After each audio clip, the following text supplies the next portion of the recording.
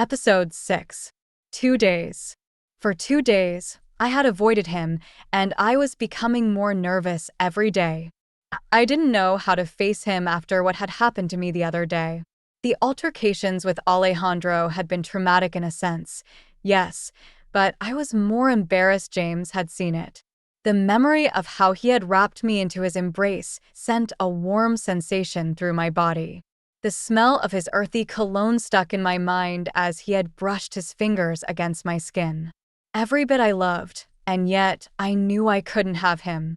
The sound of the front door opening drew me from my thoughts, and as I looked out the window, I watched James walking to his car.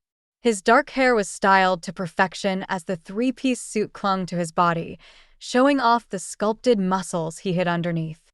Fuck, he's gorgeous.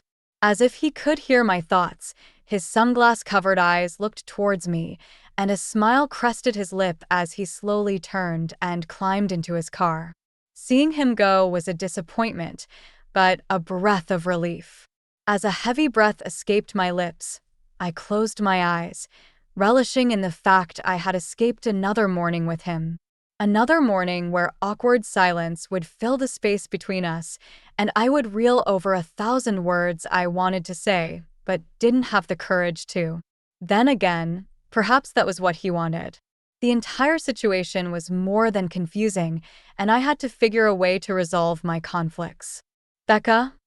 Tally's voice called from my closed door, pulling me back to the present. My eyes drifted towards the door. Yeah. I called back. Come in. I'm just getting motivated. The last thing I wanted was for her to know I fucking her father. Even if that thought made me sort of excited. God, what the fuck is wrong with me lately? As the door opened, I smiled, trying to act casual. Tally's brow raised slightly as she stared at me with a hint of amusement at the corner of her lips. What are you doing? Nothing, why? I quickly replied, not trying to seem obvious.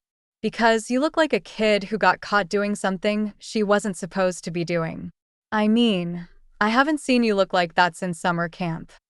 Rolling my eyes, I groaned, knowing exactly what she was talking about, but not wanting to relive that memory. I was still pissed at her. I said nothing. What did you want? Uh-huh. She sighed, shaking her head. So, I was thinking we could head down to the beach today. Is she being serious? After the other day? I don't know. I'm still not happy with you about the other day. Staring at her, I saw the guilt in her eyes. She hadn't meant for Alejandro to act like that towards me, and when she found out the truth, she couldn't stop apologizing. I told you I was sorry, Becca. Please don't let this come between us. Dude, he tried to sexually assault me. Thank God your dad was there to stop him. I scoffed as I moved around the room, picking up the clothing I had scattered about. I know, and I'm sorry, she pleaded. He didn't assault you though, so that's a good thing, right? Tally. I snapped. It doesn't matter if he did or didn't. It was the principle of the fact. You disregarded what I told you and tried to push him on me anyways.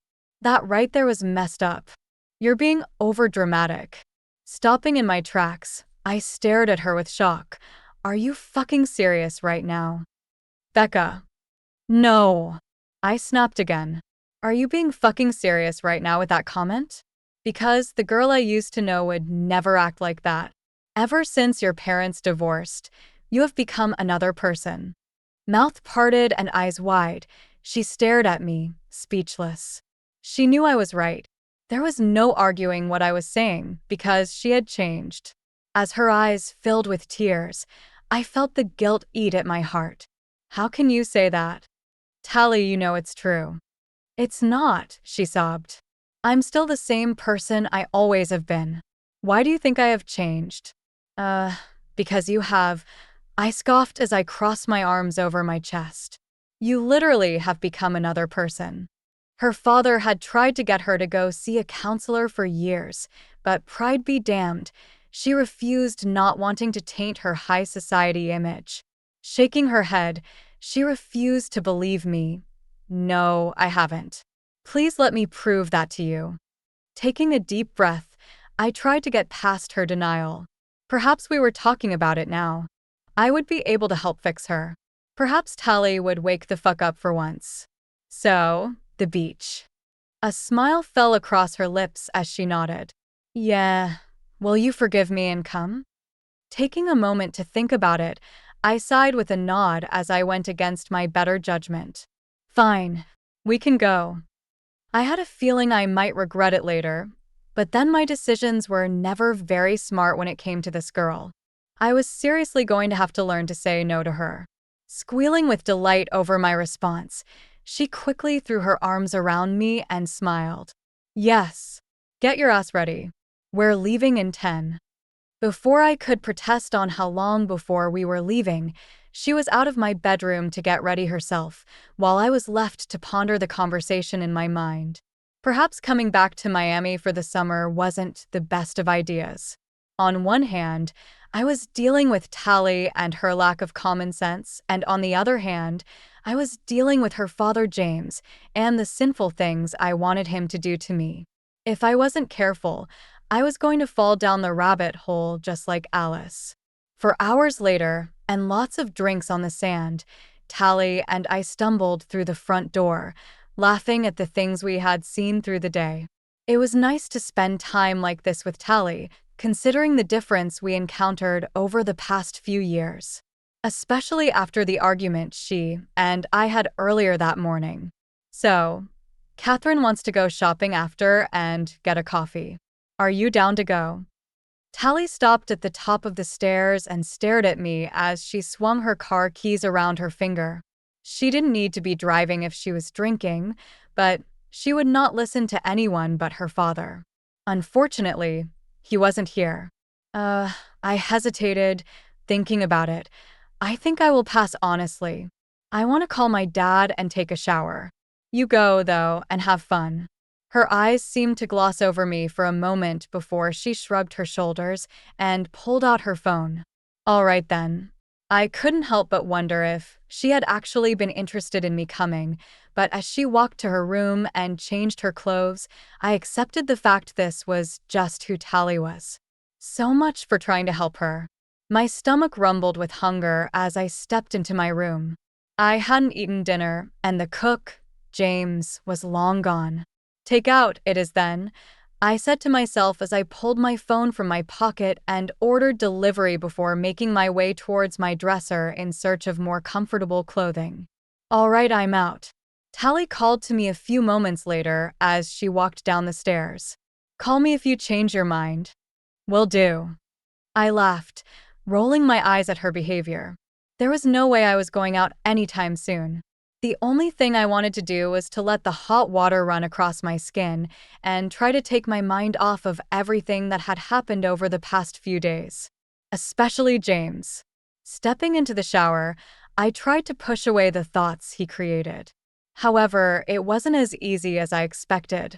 The thought of his rugged, well-cut body pressing up against me sent sensations to my core that I couldn't handle.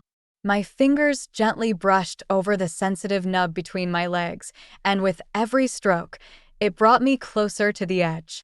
James, I moaned softly as I slowly came undone over my fingers. The thought of his plump lips against my own was enticing. My mind dreamed about his long, thick erection pressing through my folds as he dominated me and thrust relentlessly. There was no stopping the images when they started, and the pleasure that grew in the pit of my stomach grew like a raging fire until I exploded in a cry of pleasure. The hot water washing away the traces of the deed from my skin as a smile lined my lips. I wanted him, and I knew it was taboo, but I didn't care. At least I didn't think I cared. By the time I was done exploring myself, the water ran cold. Grabbing the white fluffy towel from the rack, I wrapped it around my body and checked my phone for the food delivery I was expecting. I only had 5 minutes until it would arrive, and the thought had my stomach rumbling with anticipation. I was starving. Throwing on a black nightie, I ran the brush through my hair just in time to hear the doorbell ring. Shutting off the bathroom light, I skipped down the stairs and froze in place. A face I hadn't been expecting stood at the bottom, holding my takeout bag. James. Oh, shit.